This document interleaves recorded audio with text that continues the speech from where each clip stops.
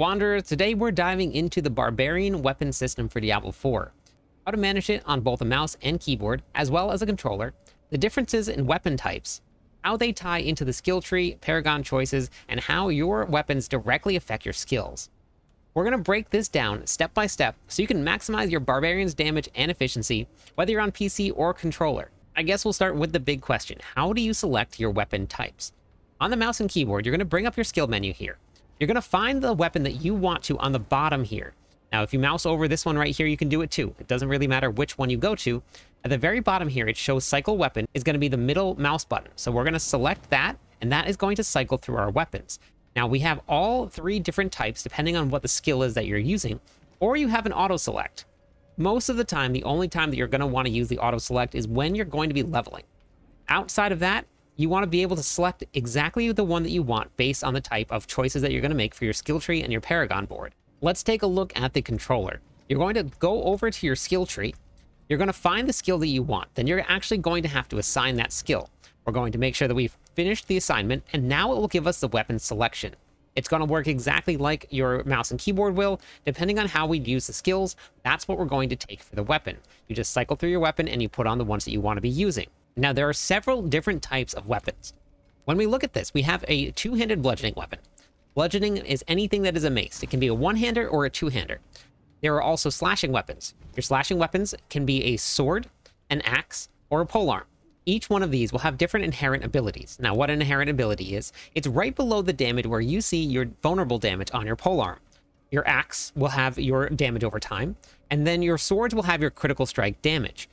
Those are going to be important depending on what build you're going to be running. Now, these are additive numbers, so they are not game-changing. If you don't have the correct weapon that you're supposed to be running, it is not going to make or break your build. You can just use whatever you have at the time. Now, we have those same variations on your one-handed weapons. We're going to have your slashing weapons. We're going to have your bludgeoning weapons. Slashing and bludgeoning weapons are the only two types that will affect the way that your skill tree works. When we get into the Paragon board a little bit more, then you're going to actually see where some of the other types of weapons come into play. So we're going to hop right into the skill tree, so we can show you some of the ways that your choices of weapons are going to affect the way that your character works. When we look here, heavy-handed, using a two-handed weapon gives you a 6% increased critical strike damage. Now, while you're using a two-handed weapon, this can be any two-handed weapon at all. That's a great boost of damage. Two-handed weapons are big, they're flashy, they're really great. If you were to pair heavy-handed with wallop, this is going to give you an increased damage while you're using bludgeoning weapons. If you're using bludgeoning weapons and a two-handed weapon, your only option for weapon choice is going to be using your two-handed mace. So this way you would not be able to use a slashing weapon, so you couldn't use a two-handed sword, a two-handed axe, or a polearm. Let's say that you needed to use a polearm because we're going to be using that. We're going to actually have to take points out of wallop, put them into heavy-handed, and then leave it just like that. That's the only way that you're going to be able to take advantage of making sure that those skills aren't a wasted point. For the build that I'm running, I'm actually running a dual wield setup, which is why we've gone into duelist here. This is going to give us attack speed when we're using one-handed weapons. Now, if I'm using one-handed weapons, I can't have heavy-handed. So we're going to take points out of heavy-handed, and we're going to put them into wallop. Now, we need to use a bludgeoning weapon.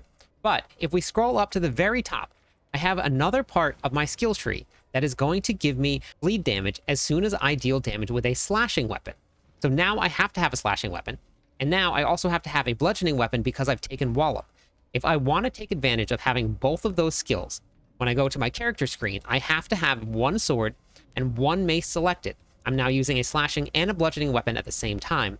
So if you see that combination of Furious Whirlwind combined with wallop, you know that you're going to be using a one-handed sword and a one-handed mace. Now, when you're going to assign these weapons and you're looking at the skills that you're going to be using, you have to remember that only certain abilities can use different weapons.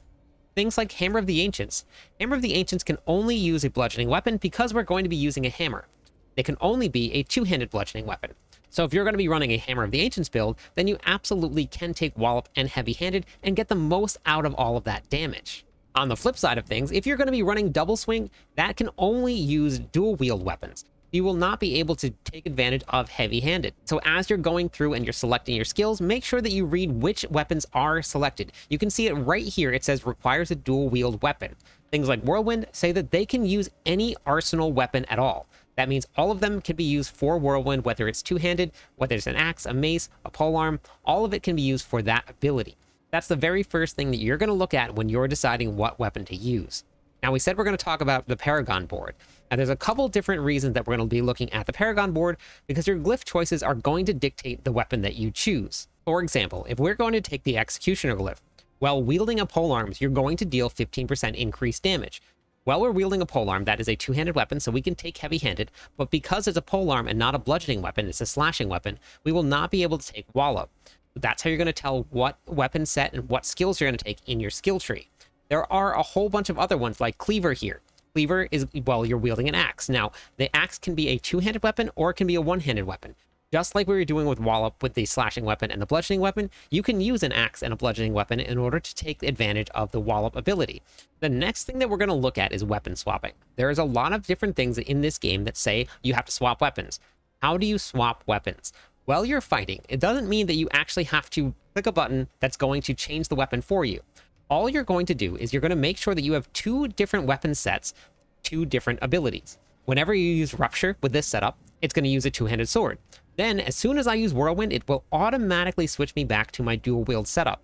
That's going to swap weapons. There are abilities, there are aspects that will give you benefits for swapping weapons, whether it's generating more fury, or giving you berserking, or giving you damage. They're all benefits of swapping weapons, and there are some really great weapon swapping builds out there that you can use.